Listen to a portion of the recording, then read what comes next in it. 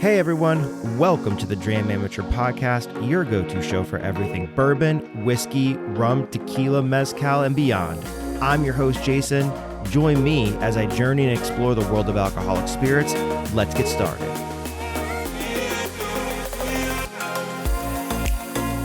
All right, welcome back to the Dram Amateur Podcast, the show where we explore the stories, spirits, and sips that make the world of whiskey, bourbon, rum, tequila, and mezcal so exciting. I'm your host, Jason, and I'm thrilled to have you here for another pour of a great conversation. Before we dive in, don't forget to connect with me on Instagram, X, and Threads at Dram_amateur and Facebook under the Dram Amateur Podcast to stay in the loop with exclusive content and updates.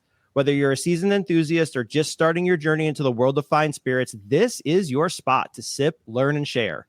So pour yourself something good, get comfortable, and let's kick off another unforgettable episode of the Dram Amateur Podcast. And ladies and gentlemen, I am super excited for this podcast tonight. So today's guests didn't just stumble into mezcal, they chased it.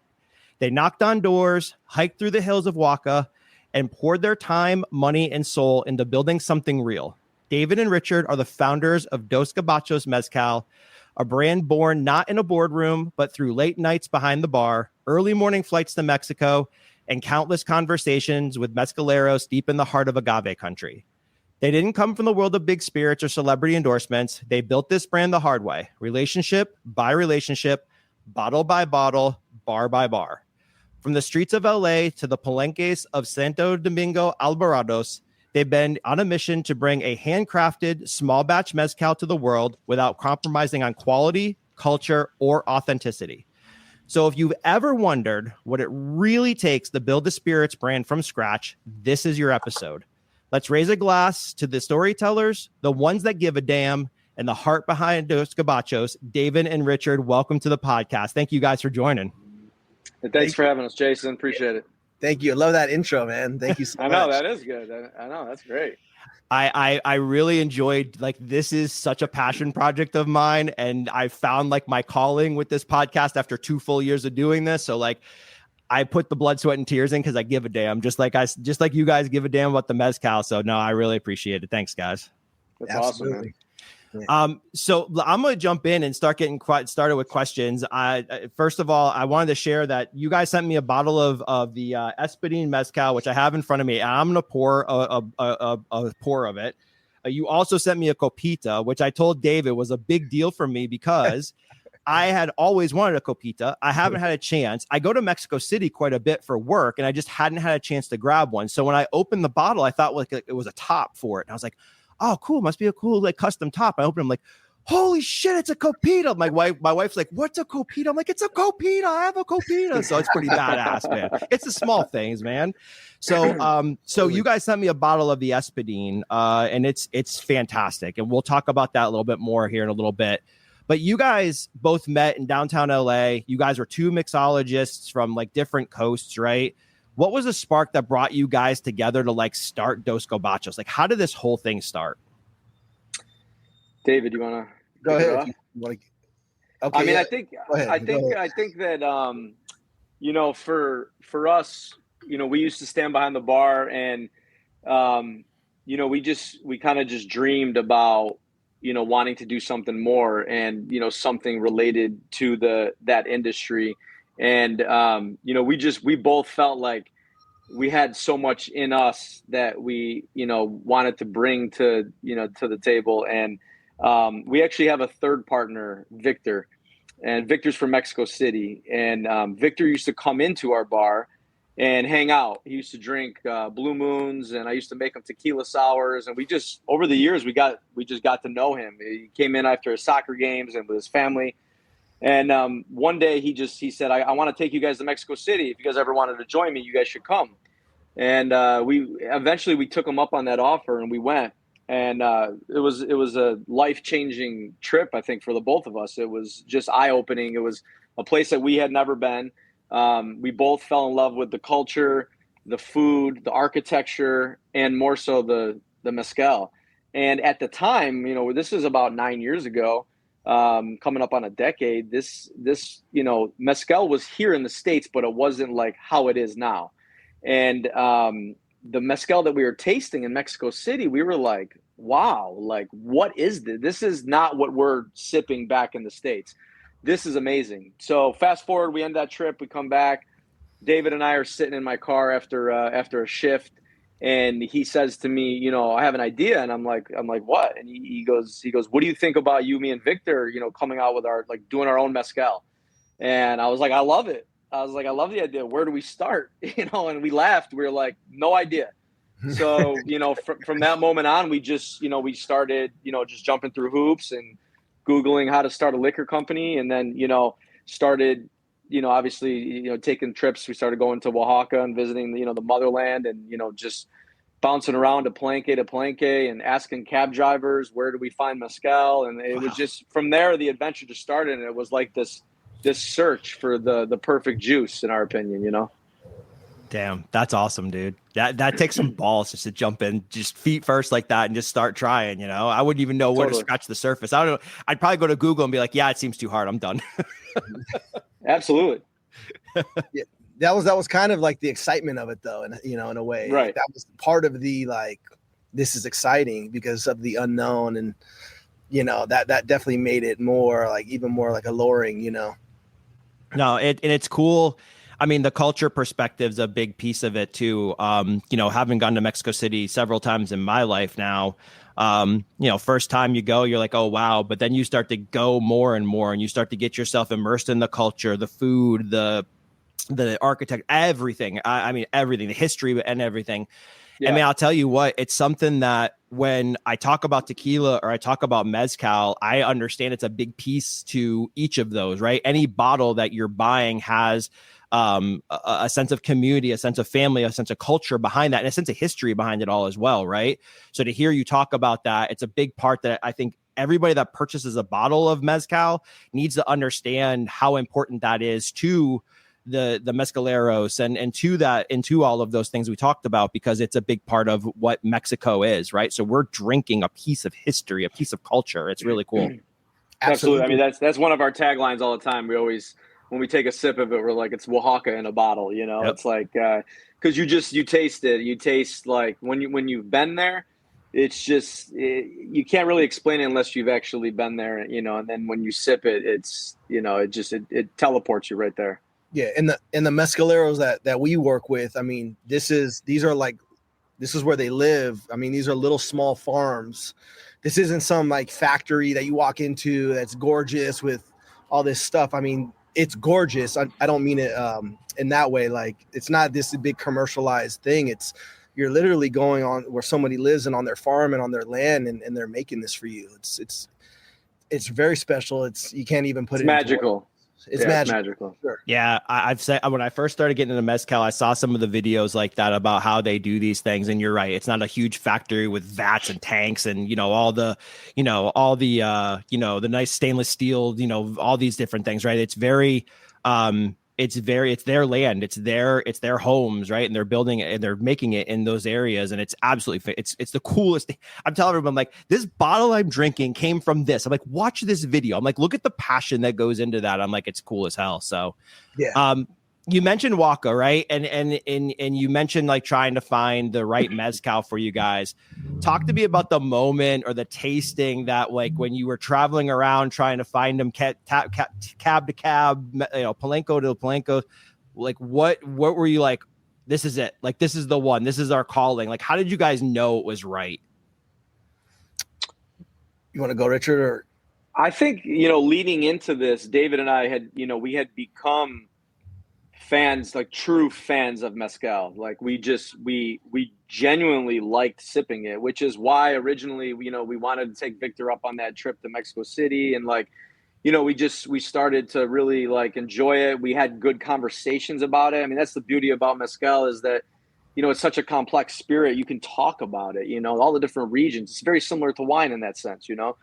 So I think, you know, we had tried, there's so many good mezcals in Oaxaca. And we had tried a bunch of different ones. And I mean, I'll never forget when we ended up meeting the Martinez family. Abel Martinez is our one of our main mezcaleros. And, you know, he's the one that produces the espadín. And when we we tried it, and we just looked at each other and we just knew, all three of us, we were just like, and at this point in time, we were tasting all over Oaxaca, all different regions, all over the place. And, this was a hike to get here. I mean, Dave, remember the first time we went there, the main road was closed. So we had to go. Normally it takes about 2 to 3 hours to get there.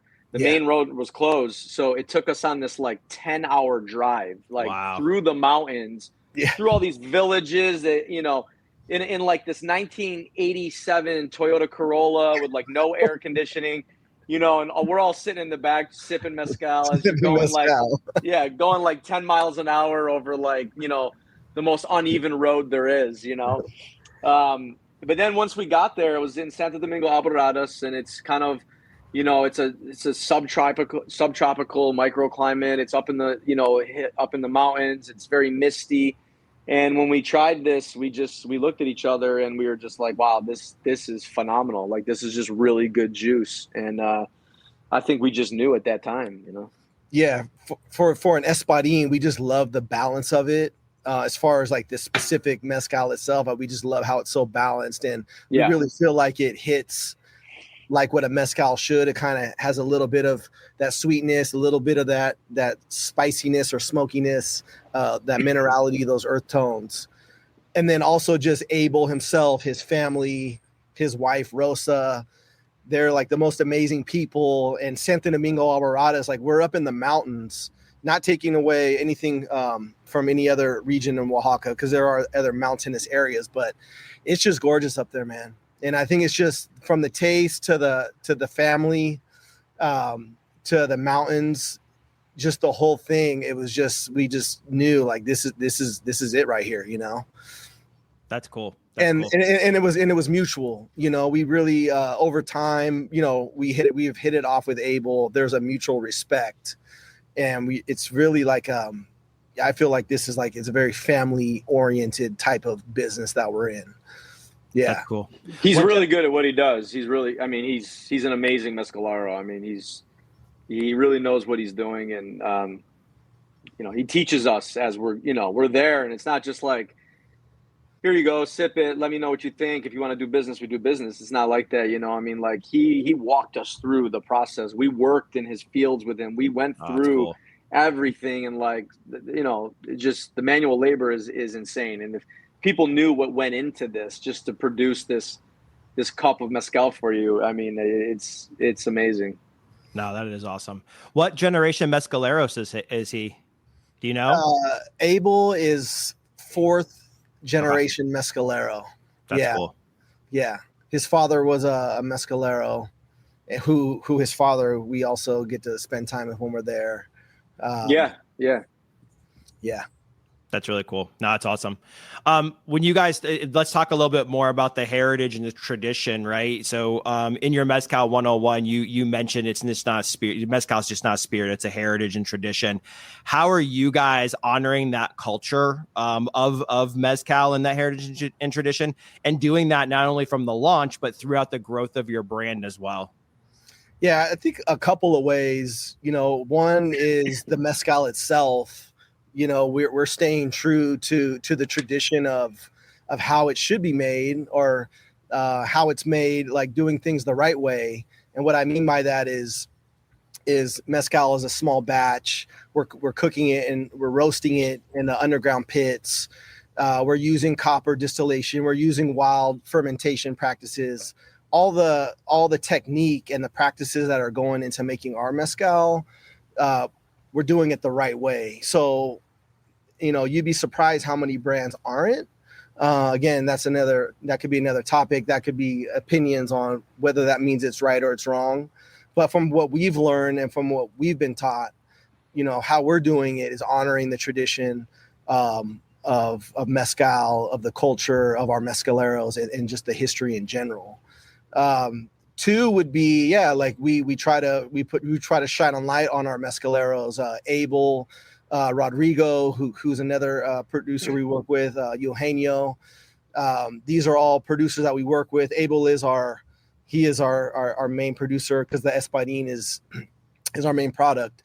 But yeah, we try to talk about these guys. You know, we do have them on the website, trying to on the bottle. You know, we're being transparent on our bottles. You know, and we're constantly updating our website. You know, we're getting more and more information from them. Sometimes we call back there a lot, and you know, sometimes, you know, even all the trips we spent there, it's so deep, the knowledge and the history, and so we always have questions that come up.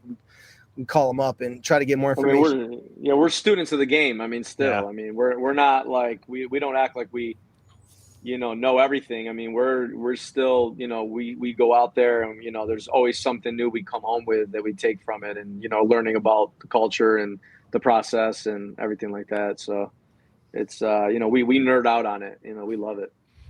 That's cool. Now, and I nerd out from hearing from you guys about your experiences. I mean, that's like a once in a lifetime experience to get to go do that stuff. Right. And you mentioned the work it takes to harvest the agave, to get it ready, to throw it, you know, put it in the ovens, or the pits, not the ovens, the pits. Right. And get it all prepared.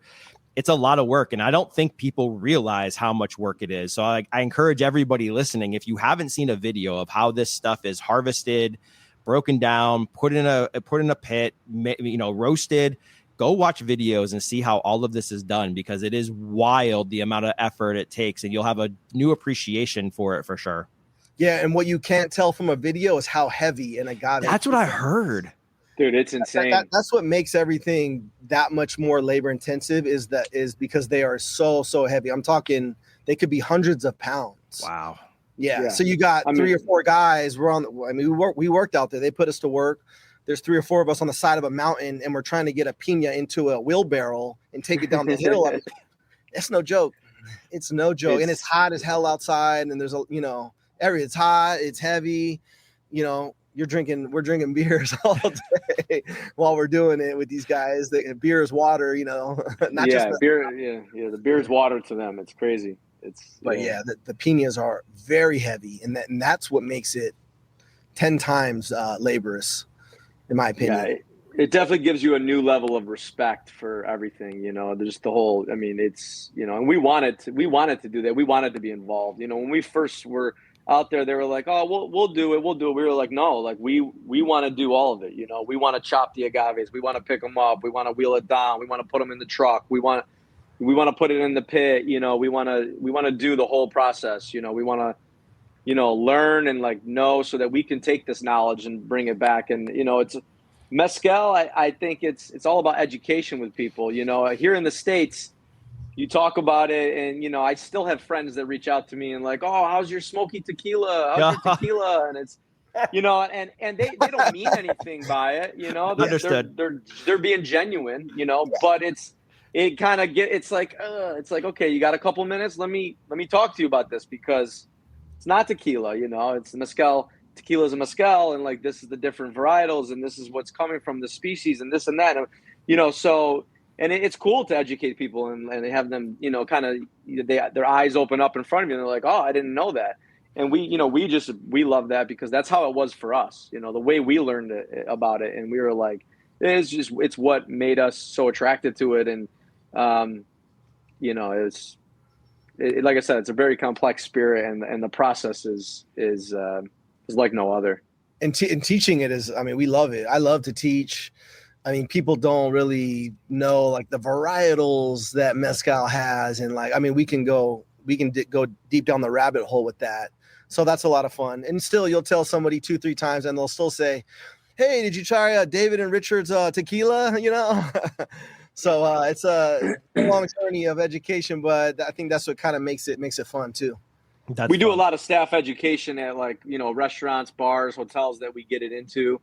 You know, we'll talk to the owners or the bar managers or the directors, and we'll say, you know, why don't we come by? We'll talk to your staff, the servers, the bartenders, just so that they understand where, you know, what it is, where our story, you know, where it's coming from. Not that we're just a name on a bottle, but, you know, we really want people to understand like where we came from, how this was, you know, how this happened, our story, the blood, sweat, and tears that went into this, what we're about, and then also understanding about the taste of it, and, you know, asking questions. It's easier for them to sell the product if that happens, and it's a better way for the customers to get it in their hands, by learning that stuff. So no, it's cool. Yeah. And I'm a big believer in bartenders, and like they're God's gift to man, to be honest with you. So I really, truly feel that way. So, talking about that for a minute, same situation as kind of as you guys talked about. There's a bar up in Chattanooga called Little Coyote, and not bar, it's a restaurant called Little Coyote. Focuses a lot on tequila and mezcal. So me getting into the mezcal journey, I told my wife, I'm like, first of all, the food looks amazing. Let's go there. Second of all, they have mezcal. I'm like, I have to go try more mezcal because I haven't tried any. So sat down at the bar and was talking to the bartender, Trevor, and we introduced ourselves. And literally I went like on a flight parade of mezcal, and he told me about every single one, right? What was it about? Where it came from? What the agave was, et cetera, et cetera. So built a relationship with him. I ended up having this cocktail, man, with high proof tequila, mezcal. Is it Cochi, Cocchi or something like that? It's like Cochinelle. Yeah, maybe that. Cochinelle. Yeah, that mixed in with like a lemon twist. My God, it's like a mezcal martini. It's like the greatest thing in the entire world, man. So it's a really it's important, and I think it's a way for people to get into this a lot more. Is that you may not have the funds, or you may not have the flexibility to go buy a bottle immediately because you may not know what you're getting. So you can try based on my recommendation, Dos Gabachos. If you don't like it, call me. I'll just buy it off you. Or go find a restaurant that does this stuff. That's going to take some time with you. Sit at the bar, get to know the bartender, and try a couple pours of things. And I think it'll start to expand your horizon on it. So it's cool you guys do that education, because I think it's needed. I think it's neat, and that's the whole reason for this podcast and why it's multi-spirit. It's education. It's introducing people to something new, and the hopes that they get out of their silos and they try something different. That's the whole point of this. So it's really cool that you guys do that as well. Yeah, well said. Let me ask you guys a little bit about the terroir, right? From Santo Domingo Albarradas, right? How does from your experience, how does the terroir of that area shape the flavor profile of like this Espadín mezcal? Absolutely. So Santo Domingo Albarradas, so it's a microclimate. So you get a lot of rain up there. You get a lot of rain running down the mountain. Our water that we use to blend in the agave is from a well. So you get a lot of spring water. So, that element really adds to the minerality and the earthiness of the Espadín. So as you're tasting it, the water actually has a big impact on that. Mm-hmm. Also, you get a lot of like prickly pear. You get a lot of prickly pear up there. So some of those like citrus notes that you're getting. Also, they have the effect on the agave. And then also, the cooking method, the roasting it. And I don't know for you, for us, we believe it's more a lighter on the spice, or a lighter on the smoke. It's okay to use that word. I try to stay away from that word, but so it's just the way that he prepares the oven, the earth oven underground. So it's the way he prepares it. You get he makes sure that we put the agaves in right, so you get a lot of air circulation. So that's why it's not so smoky. Because the way that he does it. So, the way he prepares the oven, the earthen oven, the water, and then the prickly pear, you get some other citrus up there, some oranges, things like that. So that all kind of adds into the flavor profile. Yeah, and Santo Domingo Albarradas, I mean, it's way out there. So, I mean, it's a little bit more of a rare location to have mezcal. I mean, there's mezcals out there. I know Del Maguey has a single village from there, so there are some different brands, but it's not as popular. It's a hike, so it's a little bit harder to get in and out.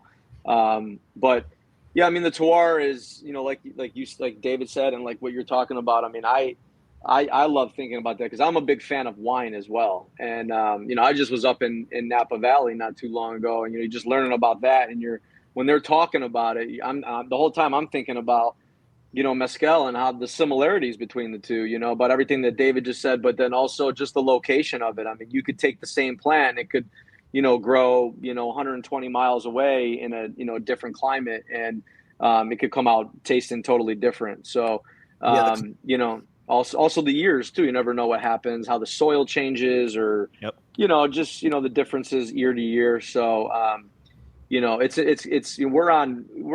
deep in our batches, and it's funny because sometimes we'll sit back with our espadín and try the first batch to the second batch to the third batch, and to most people they all taste the same. It's still good juice, but him and I, we can taste like little subtle differences, between the batches, I think it's just about, when it grows and the year and what came through there. Maybe it was more rain, maybe it was more sun, soil might have been a little bit different. So, yeah. Also too, not to get sidetracked, but it's our, as far as like the taste of a mezcal has a lot to do with the terroir. But I would say before that, are things done the right way? Like, are your agaves mature? That has a lot to do with it. If your agaves aren't mature, well, now your base already is not right.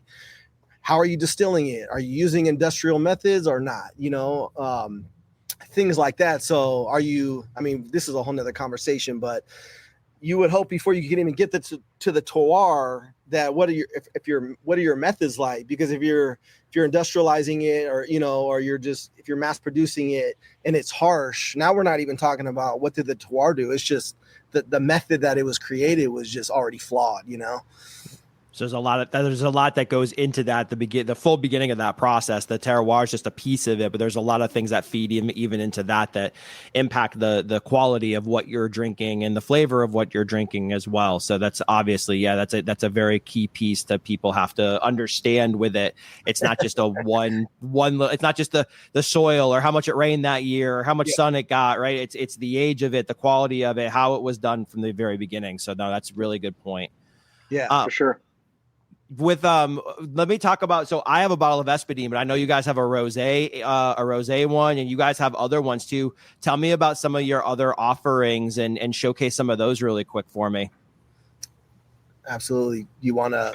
Yeah, we have we have the espadín, and then we just launched the mezcal rosé, which is it's aged in a red wine barrel for about 45 days. It's a little bit lower of an ABV, but the color is beautiful.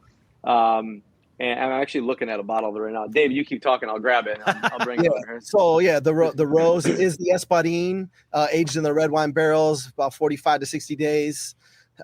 It's lower ABV, so it's a little softer. Although it's funny because again, all of our palates are different.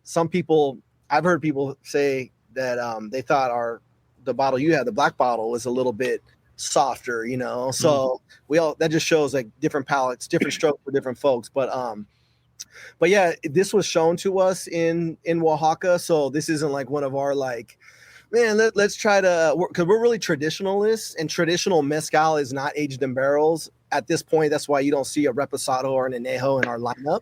So this was kind of like our first step outside of being traditionalist, but we just loved it. We loved it so much, and it was shown to us in Oaxaca that we were like, this is cool. This we can put this out there and feel good and proud about it.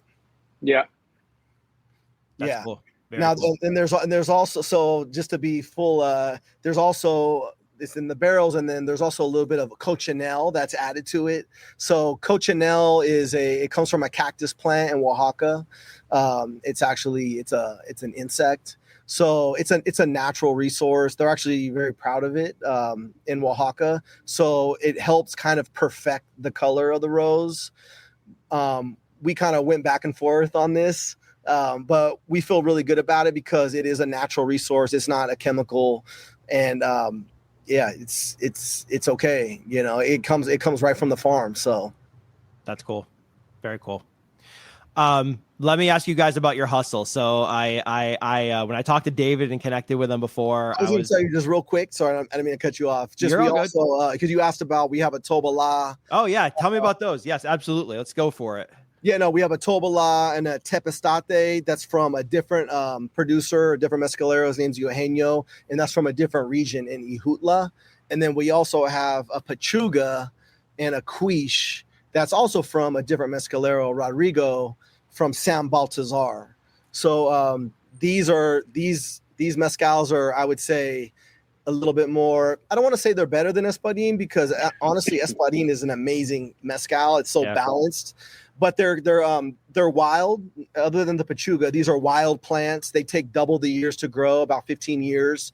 They're less abundant. They're kind of scarce. So naturally, they're going to be a little bit more in the store, and they have different flavor profiles. So they're really, really cool. We literally brought over like a little over 100 bottles of each one. Yeah, for this first run, and yeah, we met these mezcaleros all kind of along our journey, and yeah, it's fun because we get to work with. And Abel doesn't produce. Not every mezcalero produces the same mezcals, right? Like, you know, Abel has Tobala. He's supposed to show us like a Mexicano, but not everybody has the same things, you know. No, that's cool. Tell me about the Pachuga. How's it distilled? Yeah, so the Pachuga is distilled. It's double distilled. It's an Espadín, but it's not our Espadín from Santo Domingo. The Espadín comes from San Baltazar, so it comes from Rodrigo's farm. We've known Rodrigo since very, very early trips. And it was funny, we didn't get to work with him until years later, just due to different reasons. But it's a pretty cool story. So the Pachuga is distilled then a third time with 5 fruits, mango, pineapple, apple. I'm drawing a blank here just because pineapple, mango, apple. Pineapple, mango, apple. It's 5 fruits. I should know by heart. And then also, it's also distilled with, they hang a raw chicken breast on the third distillation. So you get the 5 fruits, and then you get the raw chicken breast, and then the vapors pass through the chicken breast. I wouldn't say that for anybody that doesn't know Pachuga, you're not gonna drink this and go, "Oh, this tastes like chicken." You're not, yeah, or get salmonella or anything like that. It's not like that. Yeah, it was actually, Pachuga is made for very like special events, religious ceremonies. So the method of using the chicken is actually like a mezcalero to make it for you that way is really special. It kind of like gives honor to the land, and then the chicken also kind of helps. Kind of like texture the mezcal in a way that maybe like a sour cocktail with egg whites in it. Like you don't taste the egg whites, but it kind of helps gives it a little bit of a silkiness to the finish of the mezcal. Yep. No, it's cool. I will never forget when I heard about, or like where I was when I found out what the hell Pachuga was. I was sitting at a local bar after I play cornhole on Monday nights. So we go to the bar. We always drink on Monday nights after cornhole. So me and my buddies always go out, and we were sitting at the bar, and I'm like flipping through things, and I'm like, what the hell? I'm like, why is there a chicken on this bottle of mezcal? I'm like, what is Pachuga? I've never even heard of Pachuga before. So I'm doing research, and I'm like, no shit. I'm like, are you serious? I'm like, I need to find bottles of this. Like, where do I find them? So I luckily have 2. One of them was made with mole. And it's funny. I told my friends when I first got it and opened it, I took a sip of it, and I'm like, why did it doesn't, for me, it doesn't have like a mintiness to it, but your mouth instantly cools like 5 degrees less than it is. And I'm like, okay, is it just me, or is it really like what this, what the spirit is? So I have my buddies over. I'm like, please try this. Like, you got to try it. Tell me what you think. He's like, holy shit. I'm like, he goes, like, there's not mint, but like your mouth just feels cooler. He's like, why is that? I'm like, all right, I'm not alone. I'm like, it's not some weird thing with my palate, but man, it's wild. And I on Thanksgiving, like I bring a bottle of Pachuga over my family's house, even on Thanksgiving, because of that spirit with it. Right. And the what's the word I'm looking for here?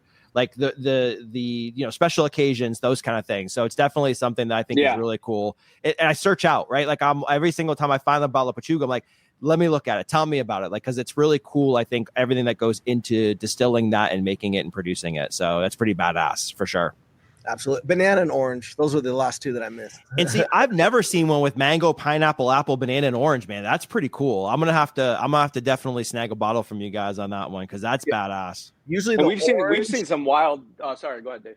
I was going to say, usually the orange, the banana, the apple, and the pineapple are like the 4 staple fruits. This is from our Mezcalero Rodrigo, at least. I'm not going to say that's uniform across Oaxaca. And then the mango, sometimes they might interchange the mango out for something else. The one we have right now is the mango. And chicken breast is the most traditional from what we've learned. I have seen buffalo. I've seen rabbit. I was just going to say rabbit, snake, I've heard coyote too. I've heard coyote. Yeah. I've heard everything. I've seen one with like bull as well. I also like beef. I'm like, sign me up. Like literally let me find all these bottles. But you, like you said, right? They're very limited. They're very special runs. It's not mass produced. So it's something that when you do find one sitting somewhere on a shelf, take a look at it and really make a think about it and say, do I really want to try this? Because it's really something that is special, that you're taking a piece of culture and something special with you. So it's really cool. Absolutely, man. Let me talk to you guys about your hustle. So like when I talked to David, Richard, we were talking about just how hard you guys have worked to kind of get this brand out there and all the blood, sweat, and tears you guys have put into it. And I told David, I said, listen, for somebody who's worked hard their entire life, doing whatever in my life, I'm like, I respect that, because I know this industry is not easy in any way, shape, and form. It's very hard. And if you don't have deep pockets, it makes life pretty difficult sometimes to do. So you really got to work through it. Right.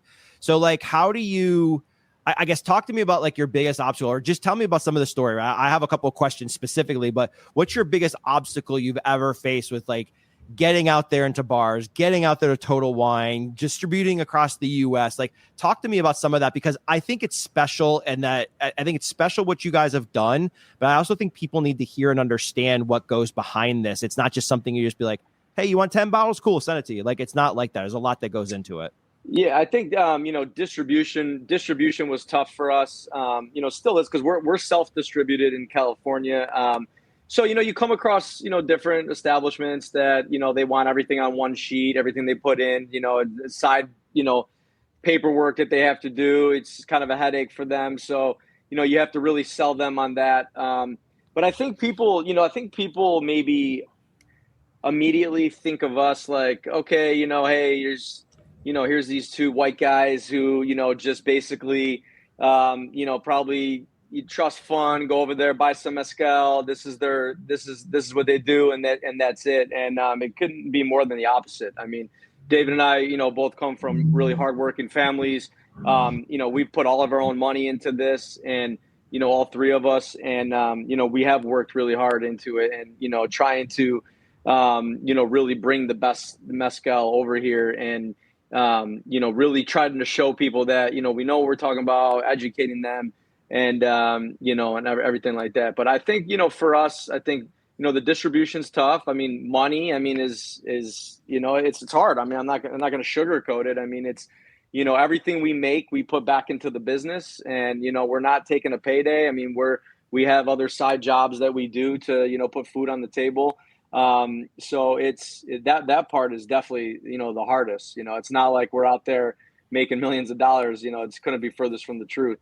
So I think it's, we really want to try to scale it up and, introduce it across the United States. Like I was telling you earlier before we started, I mean, we're pretty much in California and then a little bit in upstate New York. But other than that, I mean, we would love to get into other states and kind of spread it, but we also don't want to spread ourselves too thin and, run out of product. That's always our biggest nightmare is, to not have it, to get accounts, but then to not have it. So, we're really trying to focus on the right spots, and, kind of like our saying is always like, one person at a time, just trying to have people taste it and love it, and, get it out there. So. Yeah. To piggyback on that, we chose to do our own distribution, which has also its challenges. Like, we literally deliver our product, whether it's physically or through mail. So in LA, where we live, or LA County, LA County, it takes hours to drive from one part to the other. So we might get an order for one case, a lot of times so either like we have to kind of like, we'll look at our week and we'll go, okay, well, we're going to be over there at this time, or we'll just throw it in the mail, and usually we'll get there in a day or two. But we chose that route because, with these big distributors, everything is, from our experience, from what I've learned, it's like no distributor is going to take you on. And if they did, it wouldn't maybe be for the right reasons. It might be just because if you got enough money to jump in the pond and play, nobody really cares about how good your product is necessarily. But, distributors take a lot. They take 30 to 40%. So we're looking at it like, well, we can do our own. That can help us that can save us money, and ultimately help us buy more product. So that was kind of like our mindset.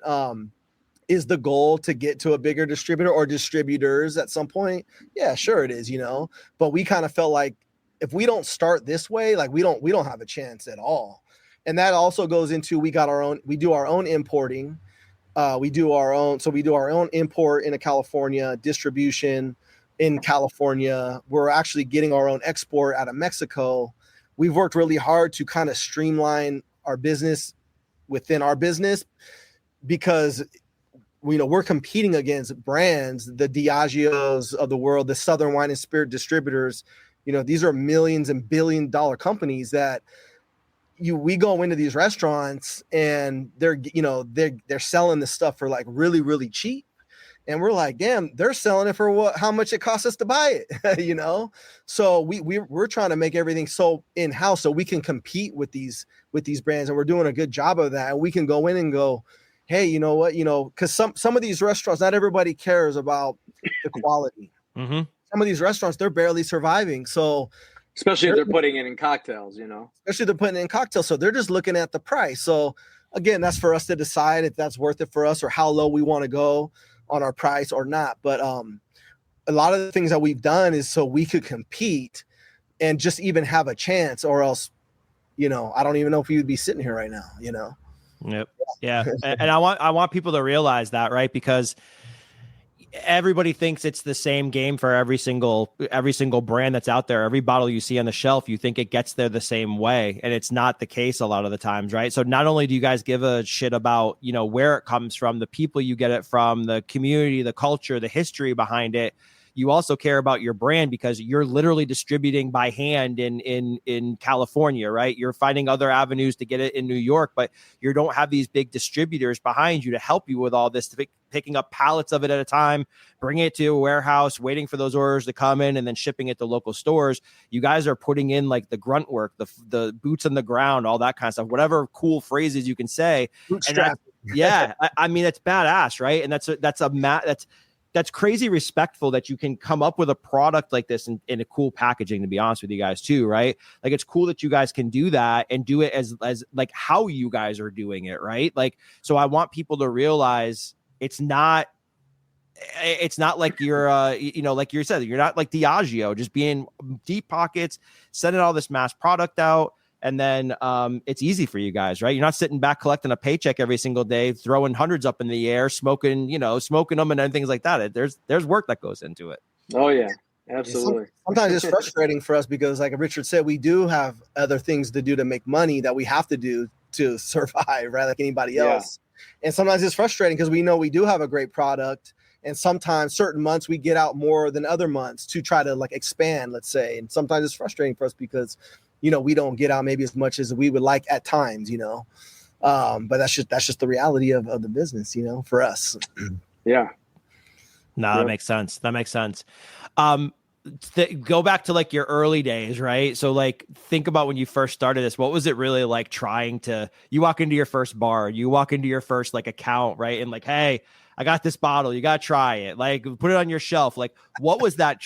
What are those conversations like? Give me a glimpse into some of that. I think it helped in a sense that they're looking at the co-founders right here. You know what I mean? Like, we would go in with a bottle and they'd be like, oh, what distributor are you with? Or who are you guys, the reps? Or, and we're like, no, this is our product, and they're like, you're in our store here in Silver Lake or, Hollywood, or like, yeah, we would, pick areas of the town and just go in there. So, people love it.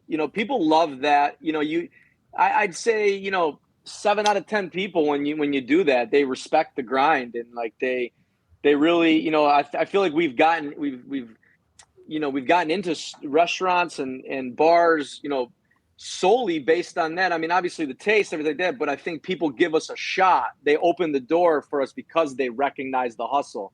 And then for us, the ultimate compliment is the reorder, right? Like, yeah, you love our story, you appreciate our grind, thank you for giving us an opportunity. But when they call us up a week later, 2 weeks later, and say, hey, everyone loves it, I want to order another case, that's when you have something special, Yeah.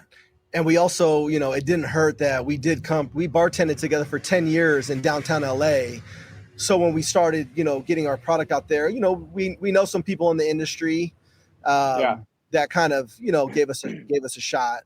But I would say, because we really do have a great product, that the people that did give us a shot is because they respected the product, not just because we knew them. It's like if they really hated it, or if we were bringing some shitty mezcal to the table, I don't think that they would have given us a shot. Right. No, it's fair. It helps that it tastes good. You know, it's good. It's good juice. That definitely helps. Yeah. And connections are good. I mean, you have to lean into your connections. I mean, even in the business world I'm in, right? If I lost my job, first thing I'm doing, leaning into my connections, right? And then you got to know who I am and the quality of work I give. Same thing for you guys. You lean into your connections. They know what quality product you bring. And then hopefully it builds and grows from there, you know? I mean, everybody says that no matter what it is, any industry. I mean, it helps, you know, it's all about who you know and stuff like that. And, you know, if you have a good product and, you know, you get these opportunities where doors open because you know somebody, I mean, it doesn't hurt at all. You know, we took full advantage of it. I mean, being at bartending at the Marriott Ritz-Carlton together for so long, I mean, we saw so many managers and directors and, you know, other bartenders come through there and go and start their own thing or transfer here or go here. And, you know, so we really wanted to take advantage of that. And I think that also gives us more leverage down the road for, you know, for going with a bigger distributor, if that's the case, you know, at least that we could say, listen, we've done all this work, you know, you probably get these reps that are going to some of these bars like, oh, I've been seeing that bottle everywhere. Who are these guys? You know, and that's kind of like, we want to create that buzz, like kind of like David versus Goliath. Like, you know, hey, we're making, you know, we're putting it out there. We're getting in here. So, you know, you better recognize it. You know, it's coming, you know. That's cool. If that does, dear listener, if that doesn't resonate with you, you're an idiot. I mean, seriously, I mean, that's badass, man. All right, let me ask you a couple more questions. I got you guys for a few more minutes. I want to be respectful of your time. Something fun, right? I want you guys to really give you a thought-provoking question here. So I'm gonna put you on the spot a little bit. If mezcal could speak, what secret would it whisper to Dos Gabachos that no one else knows? Ooh. Oh, wow. If mezcal could speak, what secret would it whisper to Dos Gabachos that no one else knows? I would say that mezcal, it makes you feel alive. Yeah. So it kind of like it turns on that button inside of you that kind of might make you like break out of your shell, you know? It might I don't know, it might take you a couple different ways. It might energize you. It might I was just gonna say energize. Yeah, I mean it's an aphrodisiac. There you go. You know, I mean, you know, if it could speak, you know, if it was, you know, it could say, you know, here, take me out on a date with you, and you know, your chances of you know, having success for that date would be very high with mezcal. So I think that's what it would, especially if it's whispering, you know. Especially my Joel whispers it to us. My Joel, yeah. Yeah, we tapped into that. I mean, I don't know how far you've dug into our Instagram, but and even our website, but you know, we that it's a pretty cool tell, and you know, we channel it a lot of ways. We even have it on our bottle on the tops, like her rabbits and everything like that. And we kind of wanted to. A lot of the stories of her back in the day were a little bit. Exactly. Yeah. It's one of her rabbits, the drunken rabbits, you know. A lot of the stories of her back in the day were, you know, a little bit of an older woman and, you know, a little bit, you know, just kind of like, you know, we wanted to kind of take it and, you know, give it some spice, you know, kind of like have her come alive a little bit more and, you know, have some fun with it. So have a little fun with it. Yeah, exactly. Yeah, the rabbit was cool. Like when I got the bottle out and I was like, that's badass, man. That's a cool friggin' topper. I'm like, I love that art on it like that. So there's 6 different ones. Oh, is there? Yeah. Oh my god. Yeah. I'm literally buying every friggin' bottle I get my hands on. Shit. If you want to get all 6, you're right. I got to, man. I got to. No, it's cool. And it's funny. You mentioned like it makes you feel alive. And I'll share this with you. And I'm not bullshitting you guys either. I started in bourbon. Right. Then jumped to rum because I was tired of the whole bourbon chase and all that bullshit. Then got introduced to tequila in a bar in Syracuse, right outside the square in Syracuse. I can't remember the name of the damn bar, but the bartender's like, "What do you like?" And I'm like, "Bourbon." She's like, "You ever tried tequila?" I'm like, "Man, not since I was in high school." And she ended up pouring me about a pour of Jose Cuervo de la Familia de Añejo. It was really good. And I was like, holy shit, life changed. I'm like, I got to go chase tequila now. And then the mezcal thing started to go too. And I will be on, I swear to God, every single time I drink mezcal, I'm like the happiest motherfucker in the entire world. And I have no idea why or what it is. There's just something with it. And I don't know if it's the spirit. I don't know if it's just because I know what it is and like where it comes from. But honest to God, like I feel like happy as shit. Like it's amazing. I mean, I love it. It's man. The same for us. I mean, whenever we go to Oaxaca, watch our stories. You'll see. I mean, we're just cheesing from ear to ear. I mean, it's just it's a good feeling, and it's magical. Not to be corny, but like there's a magic to it. There is. Yeah. Well, it's funny. I interviewed Planet Mezcal on Instagram, and he said the same thing. He doesn't drink mezcal when he's sad. He doesn't drink mezcal when he's had a bad day. He drinks mezcal when he's happy. And he says it uplifts him, right? It's one of those, it means more to him than, hey, I've had a bad day, I want to go have a drink, right? It means more to him than that. So it really plays into what you guys just said answer-wise from not only myself, but from him as well. So there must be something to that. If we got four pretty decently smart guys, that have said that so far about this and know the history behind it and the spirit, I mean, it's pretty badass, man. It makes sense. Yeah, absolutely. And one thing about agave, there's no other, even like grapes grow from vines and whiskey and all this stuff's made from, there's no other spirit that is cultivated like the way mezcal is because of the agave plant. And when you pull out a piña, that's it. It's dead, like where wine grapes, the vine continues to produce grapes off that vine. But with an agave, once you take it out and you cut it up, it's over. You got to replant a new seed. So there's definitely something to that process that's pretty magical. Yeah, very true. Very true. Let me ask you another fun one. What's one, and I don't know if you can say smoky tequila, so I'm going to take that one off the table because I agree with you guys. What's one common misconception about mezcal that drives you both nuts? It's still that one. The smoky tequila thing. I know that's number one for sure. Can we just let everybody know while you're thinking, tequila is a mezcal? Yes. Tequila is a type of mezcal. It is a type of mezcal, correct. Yes. Just like we're naming all these other ones, Tobola, Quiche, tequila's Blue Weber agave, I mean, it's a type of mezcal. So it's and you can make a mezcal from a Blue Weber agave. Yeah, I have one and it's fantastic. It's absolutely freaking killer. It's badass, man. Here, so I got one for you.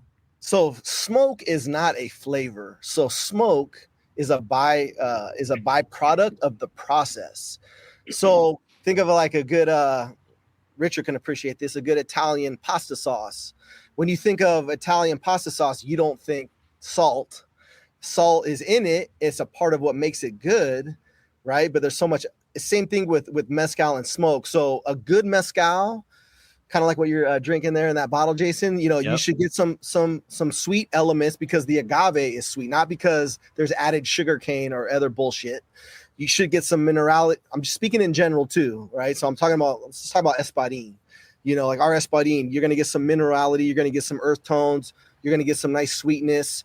You're going to get some spice from the wood. You're going to get a little bit of smoke, but it's pleasant. It's balanced. So the smokiness and the smoke comes from when it's cooked. So it's supposed to be more like an ingredient. It's not supposed to be the star of the show. Let's just say. Yeah, it's not supposed to like punch you in the face, like taste like burnt rubber. And there's, I mean, I'm sure there are brands in the past or who have manufactured that taste a little bit, but liquid smoke is a real thing. Liquid smoke. I mean, wait, that's... in mezcal, seriously? Yes. I did not. I did not. Ours. Not yours. No, I know that. No, that's crazy, dude. That's nuts. Or brands that are promoting mezcal as is like this smoke, like the marketing. Some brands pushing the smoke, pushing like mezcal. They're pushing the smoke, and their mezcal might be really smoky. Generally speaking, mezcals that are really smoky are usually not made very well, and they're trash. Yeah, agreed.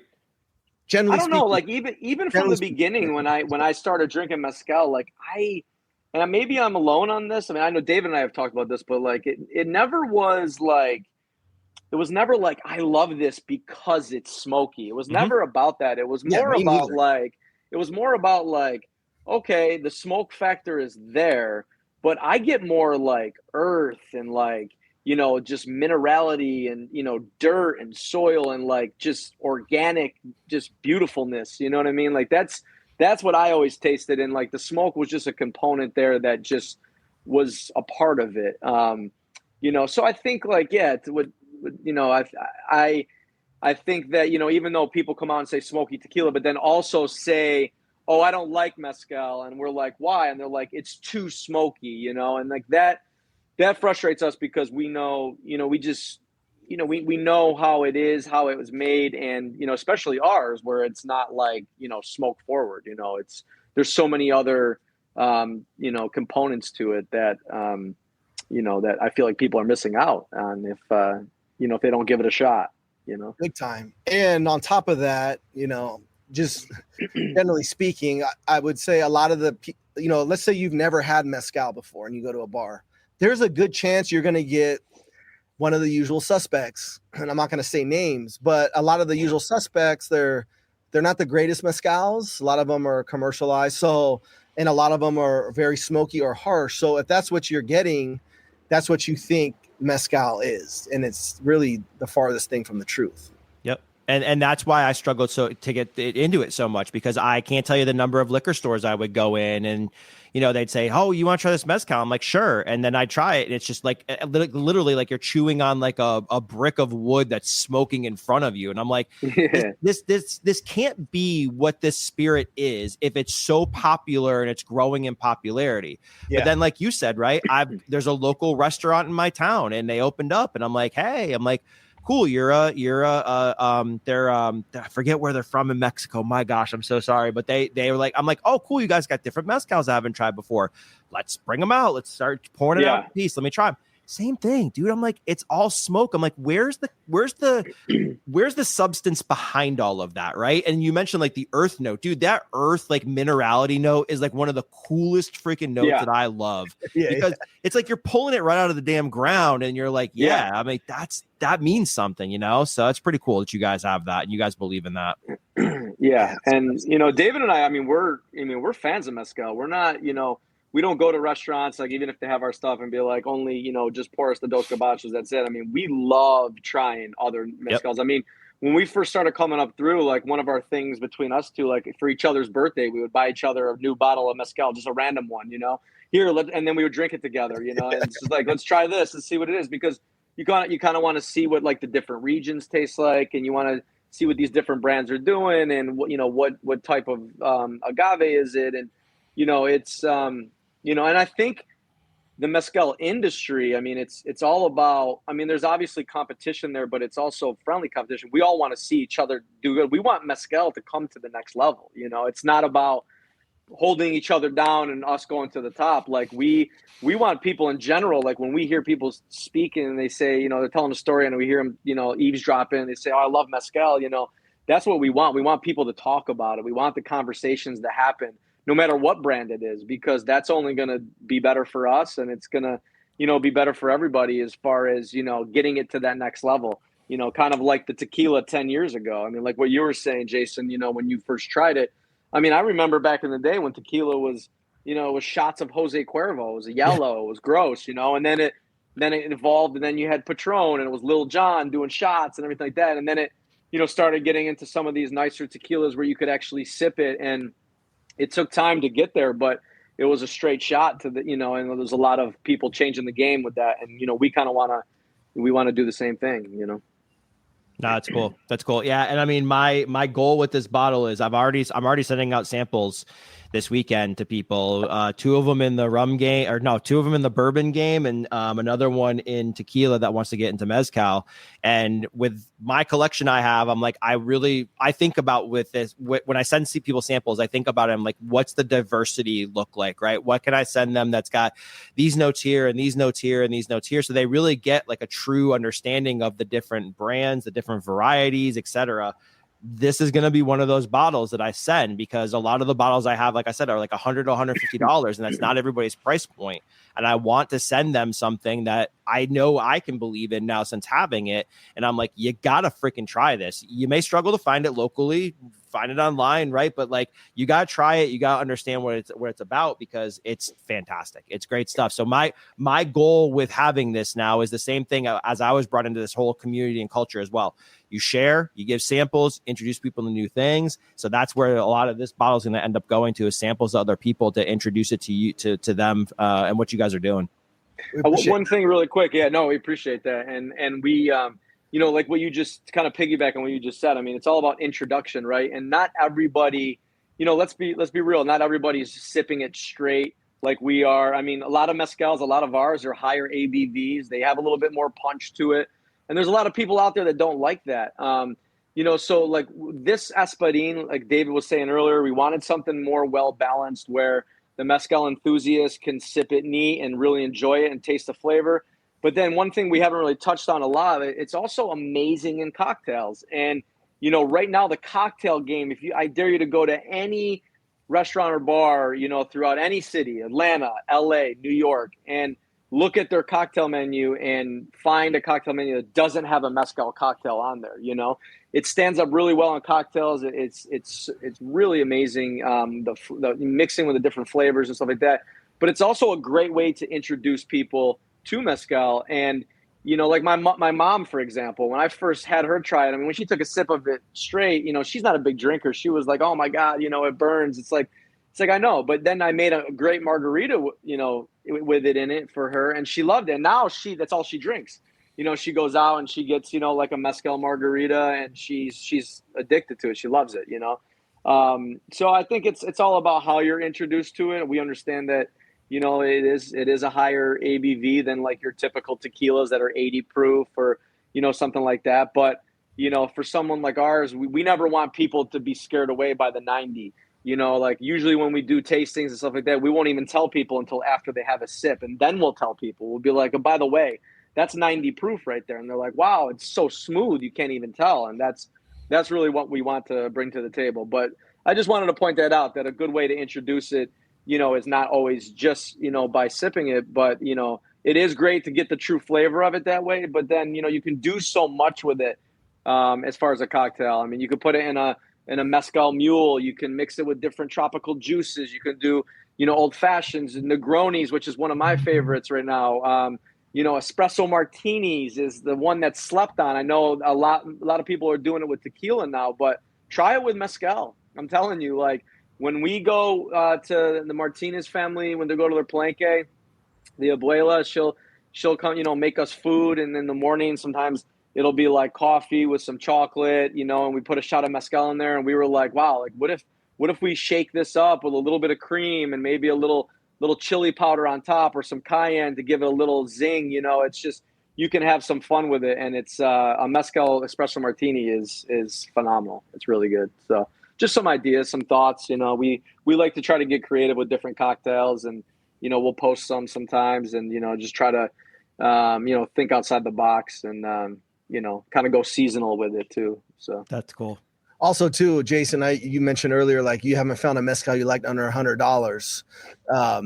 Just to say, our price point on our espadín is about $50, $60 in most stores, what you'll find it for. But that's not to say that it couldn't be. I mean, I would put our espadín up against an espadín that was $300. Yep. So, and I'd be ignorant to say ours is the best. There's a lot of, it's like wine, there's a lot of phenomenal wines, a lot of phenomenal espadines, and they all might be a little different, but the quality of ours, it stacks up with any of those. A lot of that stuff is marketing, a lot of it is, you can set your price, whatever you want to set it for. I'm just saying this at $50 to $60 for our espadín. It's a really good price, but you're getting a really good mezcal. Just you're because getting a premium because you're not paying $150 for it doesn't make it less.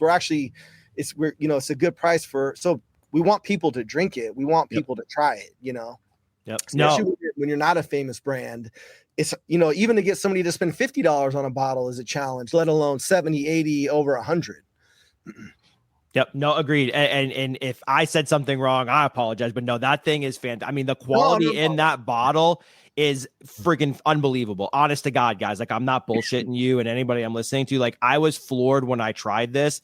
I remember opening it and taking a sip of it, and my wife looked at me and she's like, how is it? And I'm like, this hits different. I'm like, and I didn't know what the price point was at that point either until you and I like even talked afterwards. Floored by it. Like, the quality I agree with you. You guys could charge $100, $120, $150 for that bottle all day, hands down. But you decided not to because you want to introduce it to more people. You can get down to a lower entry point, which I think then more people resonate to it. So I think it's a good story that everybody needs to understand. It's a good entry point for people that if they haven't tried this, go buy a bottle. It's relative. It's a great price. The stuff in it's absolutely fantastic. I guarantee you won't be disappointed. I swear to God. Like I said, if I stand behind it, I am not some bullshitter. If I stand behind it, like, you got at least my quality perspective on it. Because I won't buy something or put my name behind something I don't believe in. That stuff's fantastic. It's great. Well, we appreciate it. And for everybody out there that, is going to buy it or has, purchased it, we really appreciate the support. And, we're just continuing to try to, come out with some different things and really try to get it out there. And, we just want to say thank you. Yeah, absolutely. Well, last question. Tell me what's next for you guys, right? What is the next couple months look like? Next couple years? You guys got anything under your hat that you can share? What does it look like for you guys? I think just kind of continuing what we're doing. We are we're in 18 total wine and moors in SoCal.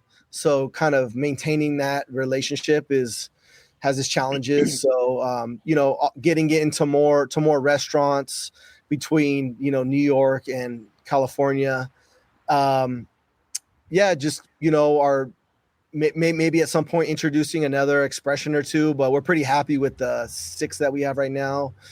And just kind of continue doing what we're doing and see where it goes, do more pop-ups,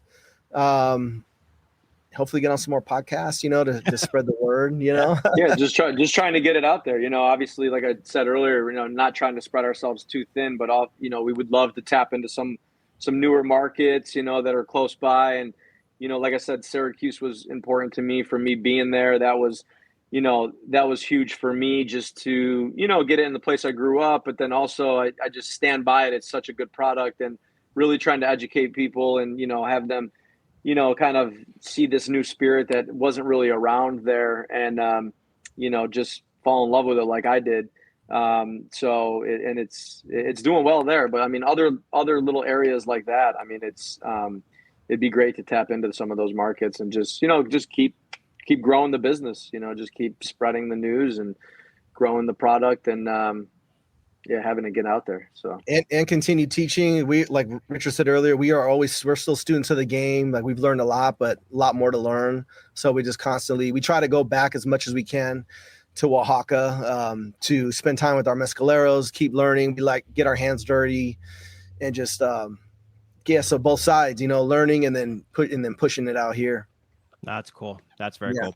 Where can people find you online? Tell me a little bit about that before we close it out. Yeah. So, you can go to our website, dosgabachos.com. We ship to most states, I think 47, 48 states. And we actually ship to about 26, 27 countries. If you go on the website, it will say what states that we don't ship to. And the ones we don't, it's because it's more of like a law thing. I think Utah's one, Michigan. Yeah, Utah's one. So you can order our bottle direct to doorstep. We have a flat shipping fee of $14.99, which is pretty good. That is good. A lot of times you pay over $20 for, except for out of the country. Now that is a whole different can of worms, but in the US, if you're in SoCal, we love for people to go to total. We are in 18 Total Wines. We definitely love it when people go there. We're also in Ramirez Beverage Center, also in downtown LA. We just got into Old Town San Diego, which is a huge Old Town Tequila. We just got into there. They brought in our rose and espadín, so you can order from there. We want to make sure we give love. And then in Syracuse, Richard, Torchwood, Torchwood, and Angel Share just opened up. That's a great liquor store. He actually has our rosé as well as the espadín and Torchwood. Liquor Town. So, and then in probably about 9 or 10 restaurants in Syracuse, Elephant and the Dove being one of them out in Skinny Atlas. That's a big one for us.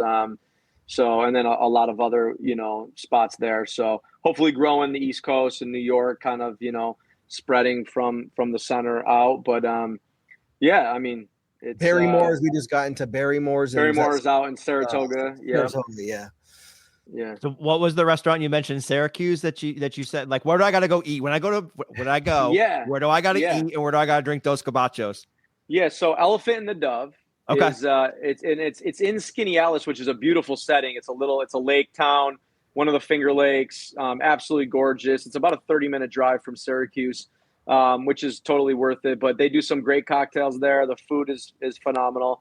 Alto Cinco is another one. Persimmons. I don't want to leave any out, but we're in Exo Taco. We're getting in a lot of spots out there, and just trying to, for out there, it's I think people don't really know about mezcal. So it's like, it's great to see some of these bars and restaurants really kind of implement these great mixology programs and stuff like that. And then our friend Anthony, who's his tag is Eat Local New York. Yeah. And he does he goes to restaurants, tries liquors, and he does podcasts. He posts everything about it. And he's really killing the game out there. So we've done a couple of podcasts with him. He's helped us get into a couple of spots. So he's been great, just as far as helping like spread, the news and everything about mezcal in general in upstate New York. So, but yeah, check out some of those spots and let us know when you go, and we'd love to link up or send you some more options. So hell yeah. I'm excited to go, especially me. I'm a foodie, so food and drinks, dude, sign me up. It's literally absolutely sign me up. Yep. And then for those of you on Instagram, Dos Gabachos Mezcal, follow them on Instagram. Check out what they're doing. Lots of content, lots of good stuff. You'll get to know a little bit more about the brand. But thank you guys for coming on. And thank you guys for the bottle. I promise to share it with people like I've told you guys. We got to get you some of the wild agaves. We got to get some of those wild. That'd be badass. You got to taste it. Yeah. That'd be cool as shit. Yeah. I respect what you guys are doing. When I connected with David, I told him, I said, listen, like I told you guys before, it's like the grind, the hustle, everything that you guys are doing to get out there. It's mad respect that you guys are doing this just with you just blood, sweat, and tears, literally. Right. So you guys don't have a big brand. You guys don't have deep pockets. So it's badass. And I have a mad respect for that. And again, the quality that's in that bottle, your confidence level should be sky high every single time you walk into somewhere, because as soon as that bottle's popped and someone's tried it, they're like on, like it's game on. So props to you guys. It's really good connecting with you guys. I look forward to staying in touch with you guys and everything as well. So cheers to you guys. Same. Thank you, Jason. Really appreciate it. Yeah. Awesome, man. Appreciate everything, man. Absolutely. All right. Well, that's a wrap for this episode of the Dram Amateur Podcast. A huge thank you to Richard and David from Dos Gabachos Mezcal for joining the podcast, and to all of you for tuning in, sipping along, and being part of this amazing community. If you enjoyed the show, please take a moment to like, share, and leave a review. It helps us grow and reach more spirit lovers like you. You can also follow me on Instagram at @dram_amateur for updates, behind the scenes content, and more. Your support for me, it means the world to me, and I can't wait. I'm tongue tied now. That's not good. I don't give a shit. This is all. It is what it is.